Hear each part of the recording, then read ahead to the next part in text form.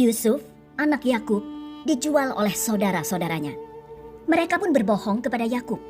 Yakub harus menerima kenyataan bahwa putra kesayangannya, Yusuf, telah tiada. Dan bagi saudara-saudaranya, dia telah pergi untuk selamanya. Bahkan mungkin sudah mati. Namun Yusuf lebih dari hidup. Ketika Yusuf dibawa ke Mesir oleh pedagang Ismail, dia dibeli oleh Potifar, seorang perwira Mesir. Potifar adalah panglima pengawal Fir'aun, raja Mesir. Di dalam Kejadian kita membaca, Yusuf ditangkap dengan kasar oleh saudara-saudaranya, dilucuti jubahnya yang indah, dan dilemparkan ke dalam lubang najis yang dalam tanpa peringatan. Dia diselamatkan dari skenario itu, hanya untuk dijual kepada pedagang budak yang keras dan diangkut lewat darat dengan karavan ke negeri yang jauh. Dia dijual seperti barang dagangan murah. Anak pertama dari Rahel ini yang secara terbuka menjadi putra favorit Yakub telah dijual sebagai budak dan didorong ke dalam kesulitan yang tampaknya bahkan lebih buruk daripada sumur maut di mana saudara-saudaranya telah melemparkan dia. Kejadian 39 ayat 1 hingga 20. Adapun Yusuf telah dibawa ke Mesir dan Potifar, seorang Mesir, pegawai istana Fir'aun, kepala pengawal raja, membeli dia dari tangan orang Ismail yang telah membawa dia ke situ. Tetapi Tuhan menyertai Yusuf, sehingga ia menjadi seorang yang selalu berhasil dalam pekerjaannya. Maka tinggallah ia di rumah tuannya, orang Mesir itu. Setelah dilihat oleh tuannya bahwa Yusuf disertai Tuhan dan bahwa Tuhan membuat berhasil segala sesuatu yang dikerjakannya, maka Yusuf mendapat kasih tuannya dan ia boleh melayani dia. Kepada Yusuf diberikannya kuasa atas rumahnya dan segala miliknya diserahkannya pada kekuasaan Yusuf. Sejak ia memberikan kuasa dalam rumahnya dan atas segala miliknya kepada Yusuf, Tuhan memberkati rumah orang Mesir itu karena Yusuf. Sehingga berkat Tuhan ada atas segala miliknya, baik yang di rumah maupun yang ada di ladang. Segala miliknya diserahkannya pada kekuasaan Yusuf. Dan dengan bantuan Yusuf, ia tidak usah lagi mengatur apapun selain dari makanannya sendiri. Adapun Yusuf itu manis sikapnya dan elok parasnya. Selang beberapa waktu, istri tuannya memandang Yusuf dengan birahi. Lalu katanya, "Marilah tidur dengan aku." Tetapi Yusuf menolak dan berkata kepada istri tuannya itu, "Dengan bantuanku, tuanku itu tidak lagi mengatur apa yang ada di rumah ini. Dan ia telah menyerahkan segala miliknya pada kekuasaanku. Bahkan di rumah ini ia tidak lebih besar kuasanya daripadaku. Dan tiada yang tidak diserahkannya kepadaku, selain daripada engkau. Sebab engkau istrinya. Bagaimanakah mungkin aku melakukan kejahatan yang besar ini dan berbuat dosa terhadap Allah?" Walaupun dari hari ke hari perempuan itu membujuk Yusuf, Yusuf tidak mendengarkan bujukannya itu untuk tidur di sisinya dan bersetubuh dengan dia. Pada suatu hari, masuklah Yusuf ke dalam rumah untuk melakukan pekerjaannya. Sedang dari seisi rumah itu, seorang pun tidak ada di rumah. Lalu perempuan itu memegang baju Yusuf sambil berkata, "Marilah tidur dengan aku." Tetapi Yusuf meninggalkan bajunya di tangan perempuan itu dan lari keluar. Ketika dilihat perempuan itu bahwa Yusuf meninggalkan bajunya dalam tangannya dan telah lari keluar, dipanggilnyalah seisi rumah itu. Lalu katanya kepada mereka, "Lihat, dibawanya kemari seorang Ibrani, supaya orang ini dapat mempermainkan kita. Orang ini mendekati aku untuk tidur dengan aku.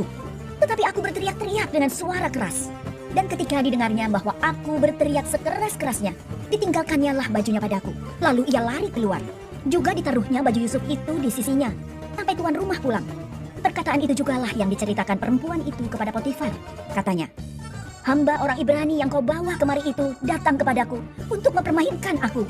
Tetapi ketika aku berteriak sekeras-kerasnya, ditinggalkannya bajunya padaku, lalu ia lari keluar."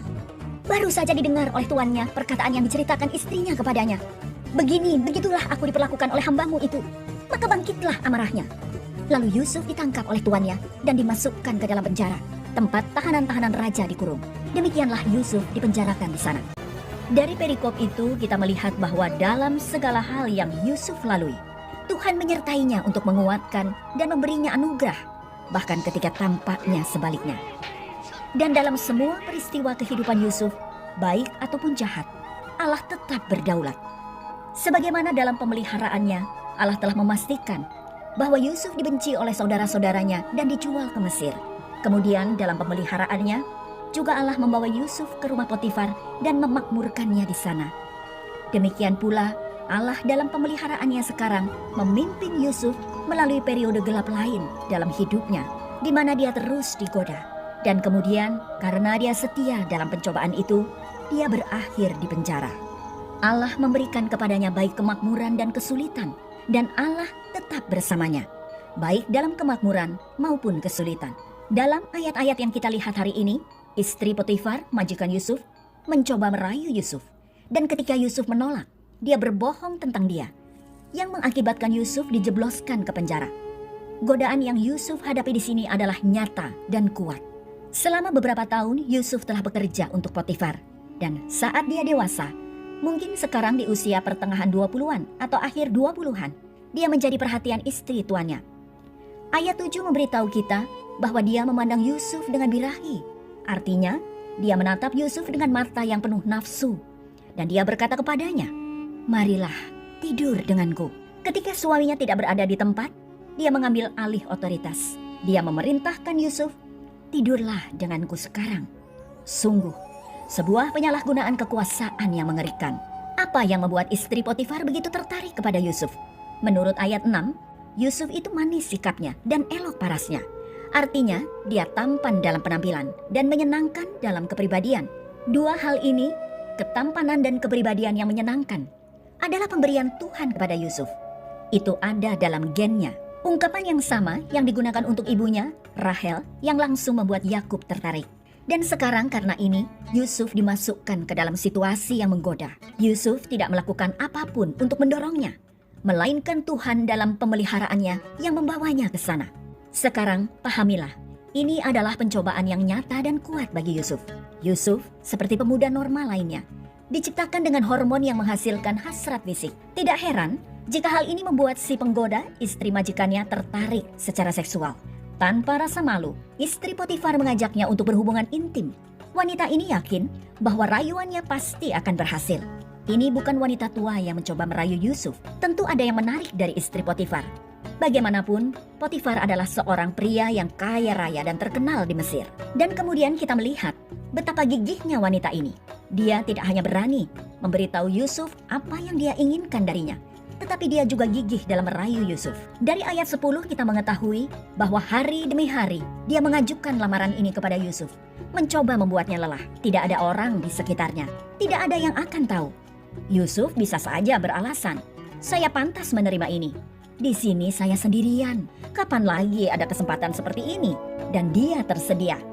Betapa miripnya hal ini dengan godaan seksual di zaman dan budaya kita sendiri. Itu ada di sekitar kita. Terus-menerus membuat penawarannya, tersedia, dan Anda dapat melakukannya secara rahasia dalam privasi rumah Anda, privasi internet, dan Netflix. Dan semua orang diberitahu, ini akan membuatmu bahagia, dan kamu pantas mendapatkannya. Itu pilihanmu. Dan itu sama kurang ajarnya.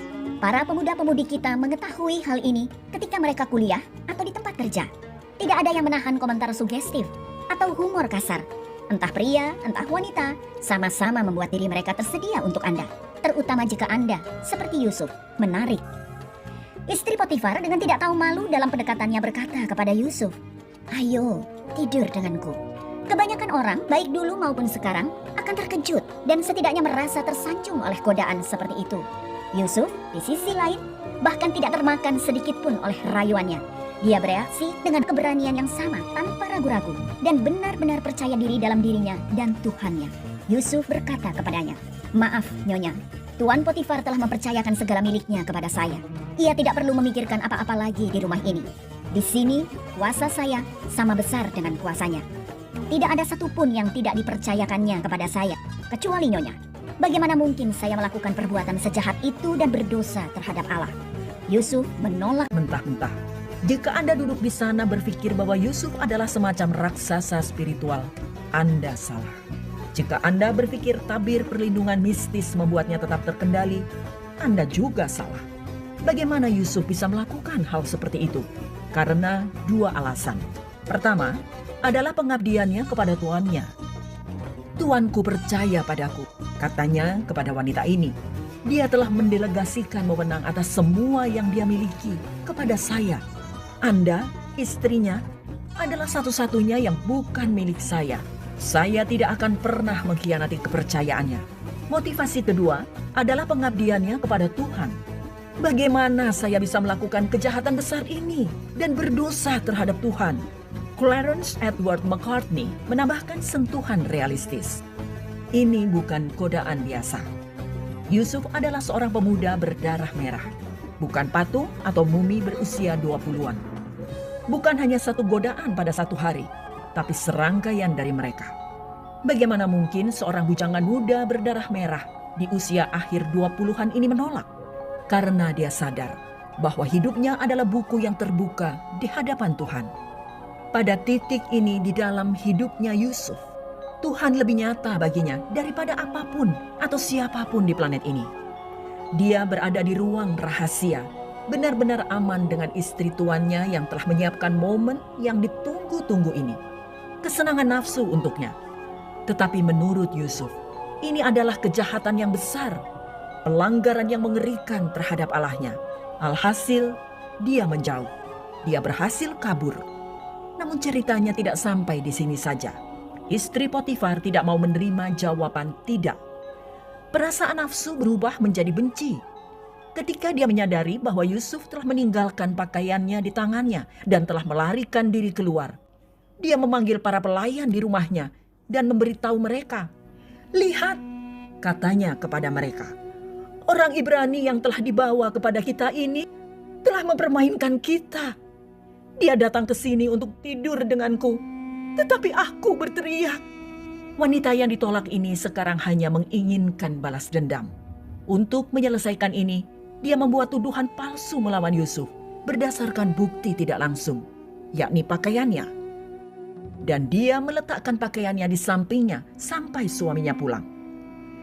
Ketika suaminya mendengar kata-kata istrinya, amarahnya pun memuncak dan majikan Yusuf itu pun memasukkannya ke dalam penjara, tempat di mana para narapidana kerajaan diikat.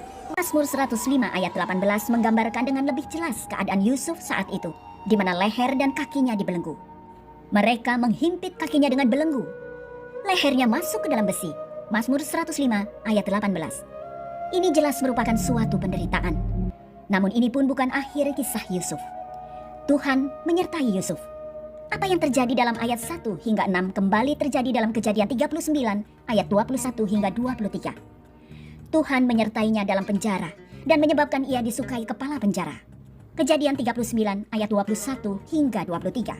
Tetapi Tuhan menyertai Yusuf dan melimpahkan kasih setianya kepadanya dan membuat Yusuf kesayangan bagi kepala penjara itu.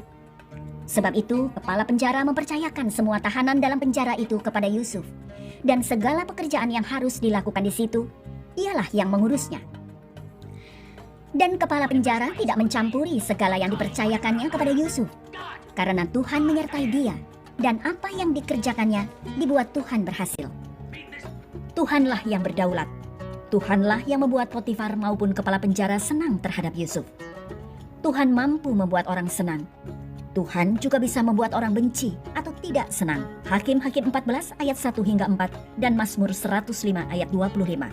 Memang hati manusia ada dalam tangan Tuhan dan ia bisa mengarahkannya kemanapun ia kehendaki. Amsal 21 ayat 1. Makanya, jika Anda sedang dalam masa yang enak, gunakan saat itu dengan bijaksana dengan memperkuat rohani Anda. Dengan demikian, pada waktu Anda mengalami jurang, maka Anda akan kuat menanggungnya. Tetapi jika saat ini Anda sedang berada dalam keadaan yang paling gelap, tetaplah mentaati Tuhan. Keadaan bisa bahkan memburuk, tetapi Tuhan tetap menyertai Anda. Ia bisa mengubah keadaan itu sehingga makin membaik secara bertahap.